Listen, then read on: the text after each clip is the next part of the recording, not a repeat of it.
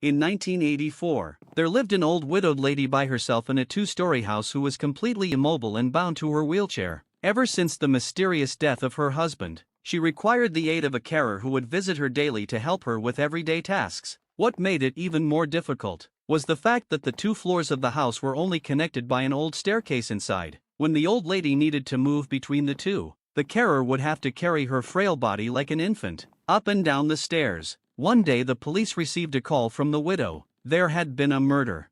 Since police units were scarce at the time, and the murderer had already fled the scene, only one detective was sent out to conduct the initial crime scene report. He arrived to see the carer's body splayed out on the floor with her vocal cords ripped out in a pool of blood on the first level of the house, with the old lady atop the staircase in her wheelchair watching him, still and silently, seemingly in shock.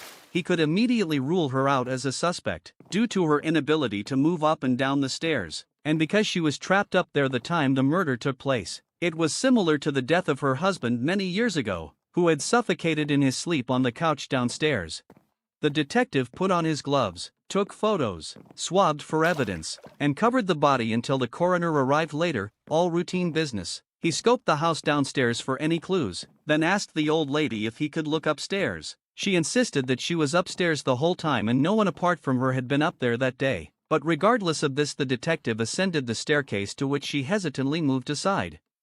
Beyond the staircase, there was a narrow corridor, with 3 closed doors along it. He checked behind each of the doors. The empty bedroom, nothing. The bathroom, nothing. He became anxious as he slowly made his way to the final bedroom where the old lady slept. He opened it and everything looked normal. A bed, a wardrobe and a bedside table with a lamp. He checked every wall of the room in horror, as it was not what he discovered. But it was what he didn't discover that made him stop dead in his tracks and slowly reach for his gun in its holster. It was a detail so minor that they had completely overlooked it on the last investigation of the husband's death. There was no phone upstairs. He suddenly heard a noise as he withdrew his gun and rushed out of the room, only to find an empty wheelchair atop the stairs.